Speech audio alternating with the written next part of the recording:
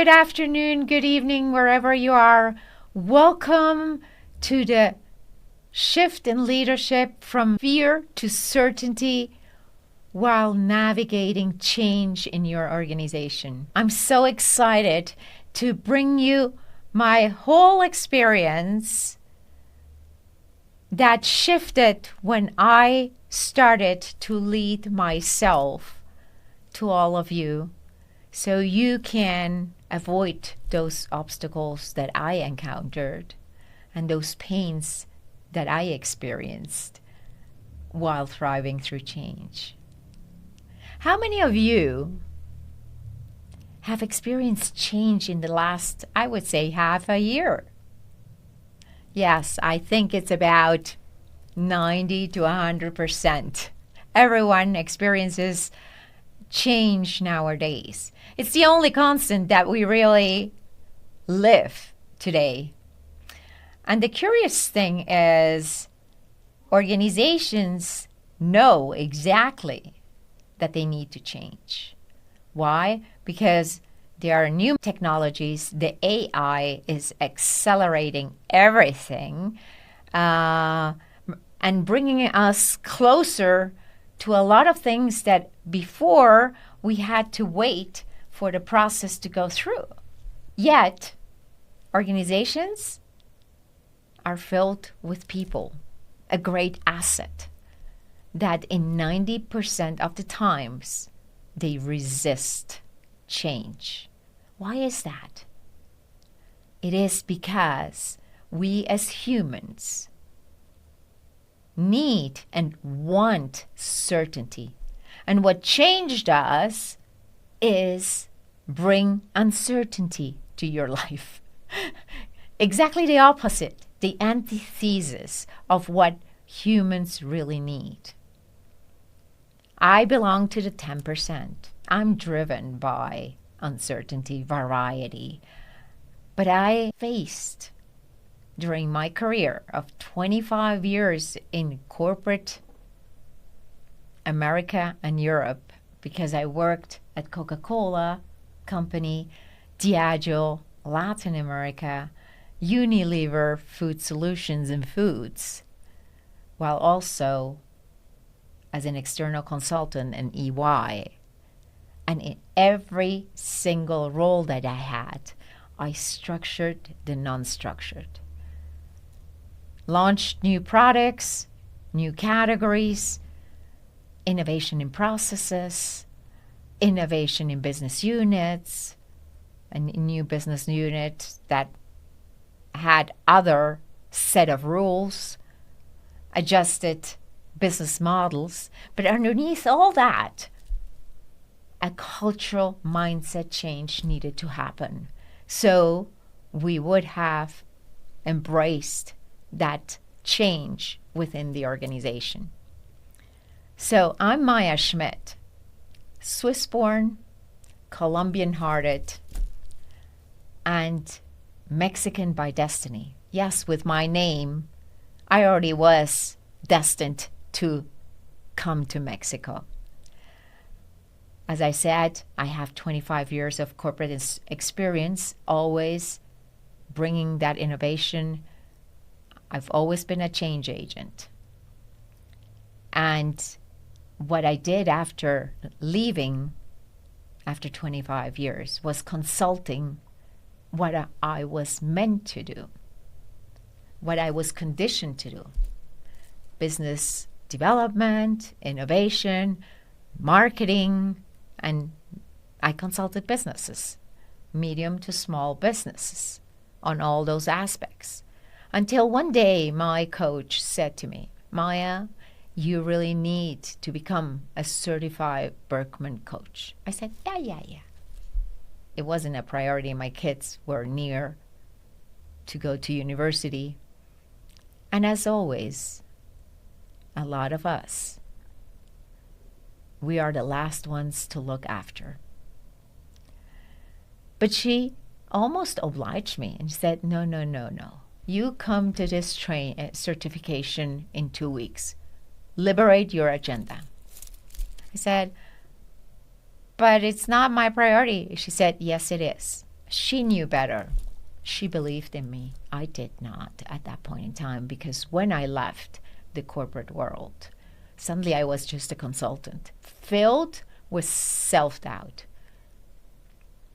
Imposter syndrome at its maximum potential, and isolated. Yes. And when I certified myself, I finally discovered my true passion and mission in this life, which is unleash the full potential of the people that I touch, of you, leader, and transform toxic environments into empowering ones. Let me tell you a little story. When I did that turn, yes, my life was starting to get more fulfilled. I changed into become a coach, a mentor, and I consulted on cultural or organizational change. But then the pandemic arrived, and I said, yes, I like this, but I'm not absolutely hungry about it. So I started certifying myself at MIT, at Wharton, Columbia University on leading organizations and change. And I said, yes, this is the angle I want to go after change, because I did it all my life and I enjoyed it. But even though I'm very passionate about people from a perspective of customer, consumer, shopper, I wanted now to really look at it from the inside out on behaviors of leaders mixed with change. And then I went on a journey with Tony Robbins on unleashing the power within, on his courses Date with Destiny, Life Mastery, Wealth Mastery, Business Mastery, all those. And with all that experience, I invested about $100,000 in about 3 years on myself. Kind of, if I would look back a few years, 10 years, 15 years, I would never have done that. But as I saw how my thinking was evolving, and having a mentor next to you really led me to create a model, a framework. Because I was already doing it, but unconsciously, while I was at Coke, at Unilever, and Food Solutions. Plus, I added all the spice that people development that I acquired and was living into that framework. It's called 𝗵𝗵𝗴 because I relate so much to the 𝗵𝗵𝗴 in the vibration, energy, and LEAP, leadership empowerment, adaptive progression.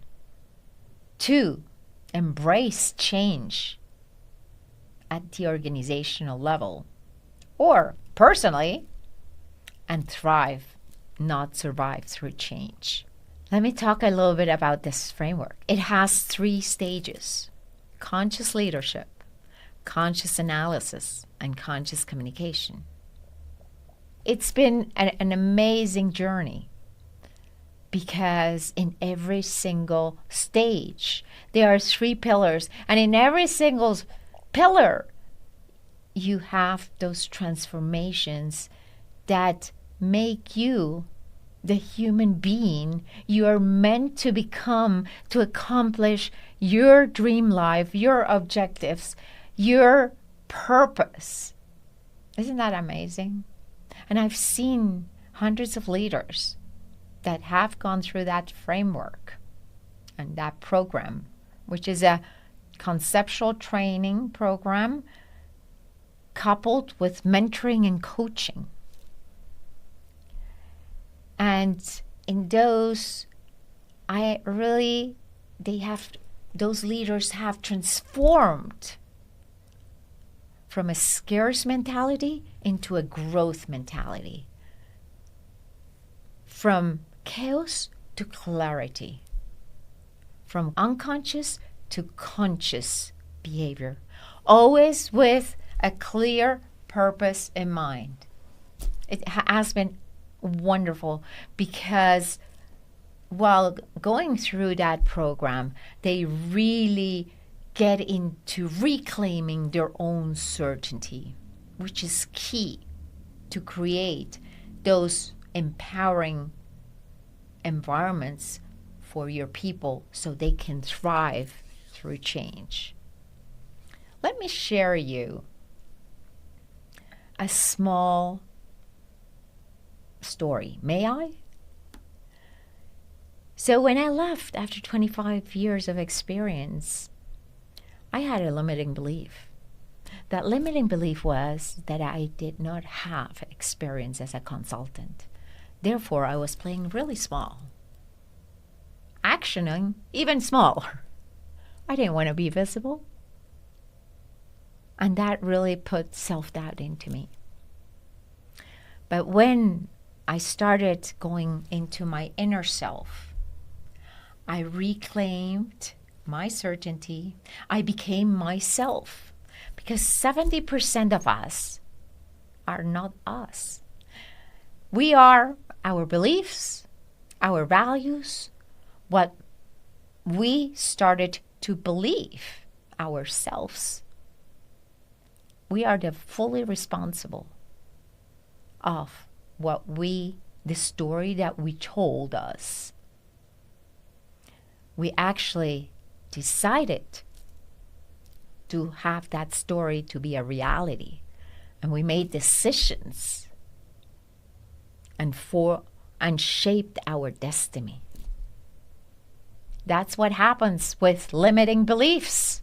That's how they are created.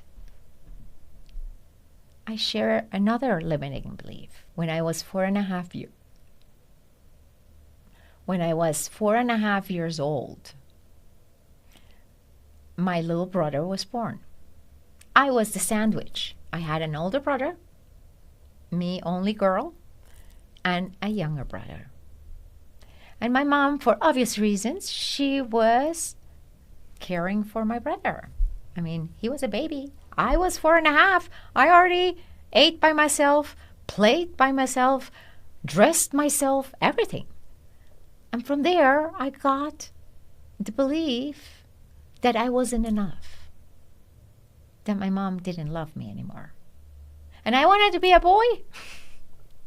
Yes. So suddenly I was Rolf, not Maya. Rolf was the name that I would have been given if I would have been a boy at that point in time. Imagine. Yeah, I prefer Maya. And soon after, I was a boy and I wanted to be called Rolf. You know, I had a bikini top. I took that off. I was a small girl. It didn't matter. And I had my hair really cut short, so I would look as a boy. Yes. But that was my story. It was nobody else's. And I believed it. I made it reality. I made decisions. And I've shaped my destiny. I saw after a few months that it really doesn't work. And up until now, my mom is 95 years old today. And she still hasn't recognized me. Our love, but I understand it different. But I always looked for the attention of my mom.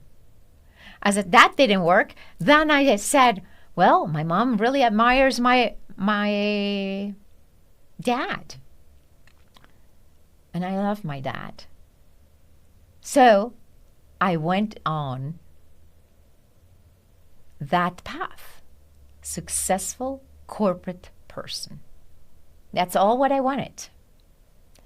And so I went into that other path. Thank God. But not being enough was always there. And it cost me so many opportunities that I didn't see nor take.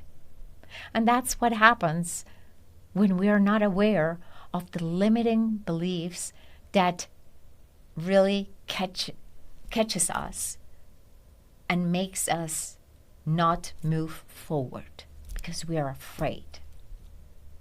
So what happens in a company that has change, which is more often than not? People resist it. That's why only 30% of all change initiatives in organizations are successfully implemented in a timely manner. Can you imagine? What happens with the other 70%? 70% of that 70% is because of A, resistance to change. Second, lack of alignment among stakeholders. And third, lack of transparent communication. It's not processes, it's not the resources. It is about these three challenges. And that's how I built actually my framework. Remember, fear is taken care of when we lead consciously.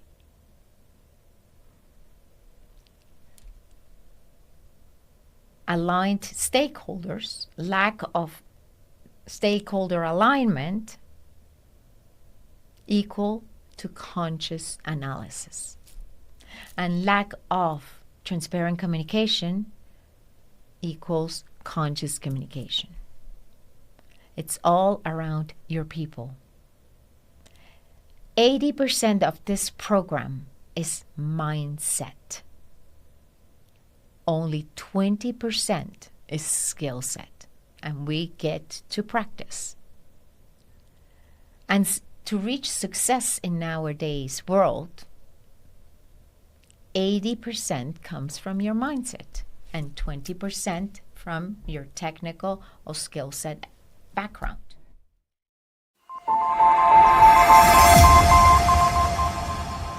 Here it is. Under all these three stages, we have 3 pillars on each stage. The first one is, yes, we are going to confront those limiting beliefs. We are going to identify them. And once identified, we're going to turn these into empowering beliefs.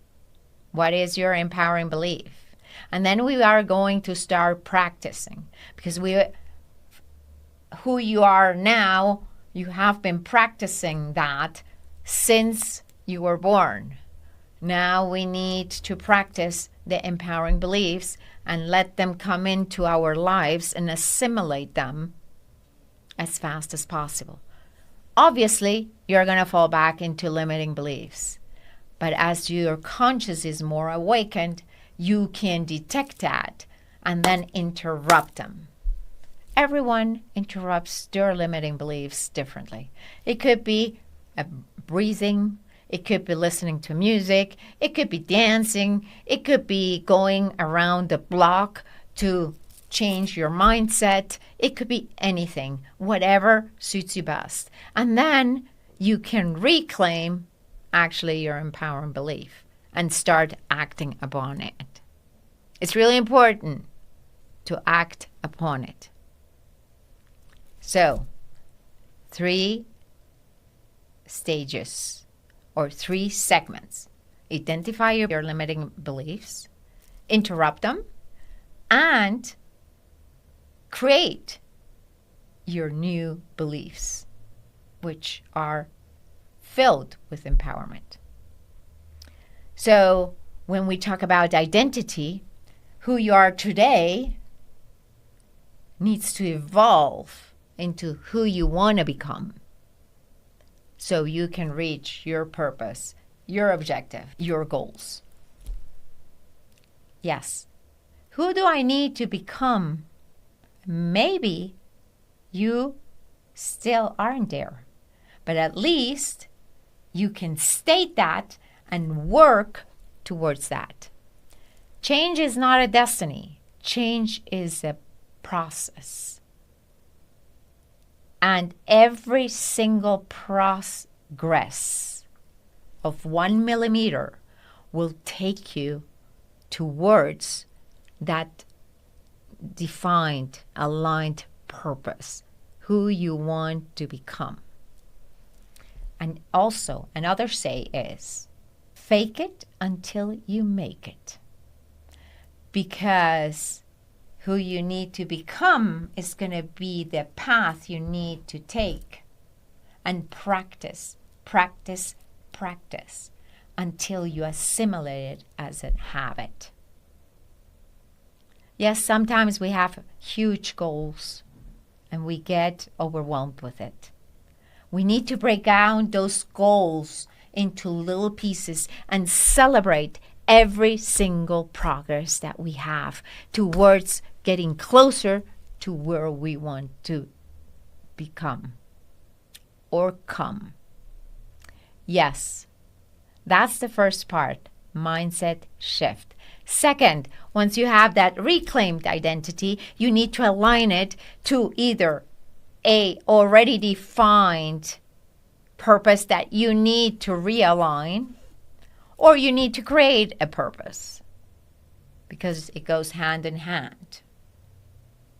If you're in an organization, this is the program where we need to create or realign your purpose with the reclaimed identity, and then align your purpose with the company's purpose. And when we have that, we need to go through a Bergman assessment. It's a personality assessment who not only gives you your most productive behaviors, but also your needs, which most of the time are unrevealed. Once you get aware of those needs, then you can manage every single situation, circumstance to bring out your best version and not go into your stressed behaviors. For example, one of the components that is measured is how you communicate with your closest people, at work, at home. Well, I'm very direct. For Latin America, I'm a little bit too direct, but I've managed. I'm still very direct. Yet, my need is so people speak more diplomatically with me. Hey, I didn't know that. So I was in stress behavior many times, and that stress behavior was, it sounded aggressive, defensive, or even retrieved. Once I knew that, obviously I communicated that to the people that are close to me, my team, and also my family. What result of that was that I could really become my best version, become my true self, and unleash my full potential. So with that stage, we have the following. We have an unleashed leader that is operating out of his maximum potential. Isn't that wonderful? And you can retain more talent. Your people become more productive because they feel well with themselves. And data says that when you are a conscious leader, you increase the team's productivity by at least 23%.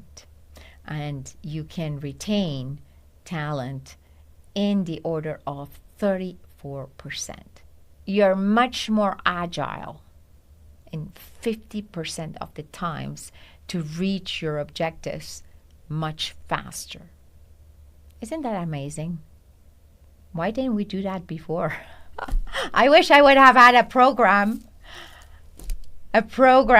when I was going through those change initiatives back then. But here we are. After the first stage and these outcomes, we go into conscious analysis. And conscious analysis is about who are we surrounded by? We become the 5 people we surround ourselves with. Tony Robbins, many others say the same. And yes, if you analyze it, you do become who you're surrounded with. So we'll make an analysis of those 5 people. If it's family and they are vicious and not virtuous, well, we are going to still love them, but we might not see them as often as if they would be virtuous, because we need to literally replace the time that we spend with people that will help us grow, evolve towards where we need to evolve. Second, we need to do a deep, profound stakeholder analysis, because when we have a change, not everyone is aligned to that change. So we need to discern who are our allies, who are our opponents, who are our adversaries, and who are our latent people. Only for the reason to manage the communication towards them. And who do we go first to talk about the benefits of this change initiative? So it doesn't get, the negative vibes don't get spread around, because they generally spread much faster than the positive ones. And the third pillar is we need to get to know the internal network. Who is that? Who are those people that are service-oriented, that know exactly how the company operates, that always are resourceful and help everyone to get to their objectives? Because they have a bigger network, internal network. And once change is communicated, then we can ensure that person is on the team, so he or she can help us to spread the word of the change in a more persuasive, influential way and get more traction. With this second stage, what we will achieve is accelerate the adoption rates, have much faster adaptation of the change initiative, increase the credibility of the change initiative. Those are the 3 key outcomes that you are going to receive once you apply the conscious analysis stage. And the third is nurtured by the previous 2 stages. So here in the conscious communication part, we will need to really deep dive to know who we are going to communicate the change in first instance, second instance, third, fourth instance. The second pillar is at what moment in time, because communication is strategically spread. So we don't have any hold-ups of launching the change initiative. And the third is fed by the Berkman method. So we know what is the way to get more reception from your team communicating. Like me, I needed, even though I communicated directly, I needed that the people who communicated with me would make it in a more diplomatic way. With that all together, we can really, elevate the leadership of our leaders and their teams directly. Unleash the full potential of everyone. Accelerate the adoption rates of the new change initiative and make a faster adaptation to that change initiative, so we can grow sustainably and increase the credibility of the change initiative. Because we need to ensure that the company while changing, navigating change, is still growing sustainably in a timely manner. And the retention of talent is a big issue nowadays. Because we have, for the first time, 4 generations working together, and every single generation communicates differently. And there is not much training on becoming more conscious in 72% of the cases of those change initiatives. So it's time, and I invite you all to really start training to become a conscious leader, a conscious analyst, and to communicate consciously in all areas of your life. Now, are you going to be part of the 30% that successfully implements change in a timely manner? I look forward to really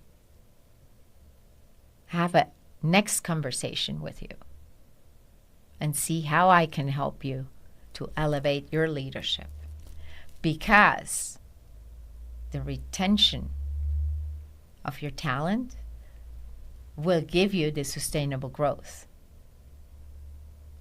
And today, unfortunately, it's a high percentage people leaving because of a toxic boss or a toxic environment. It's up to 79%. Isn't that incredible? So we need, definitely, in order to achieve sustainable growth, we will need to tackle this issue immediately. Thank you so much, and let's lead all together. Let's lead consciously.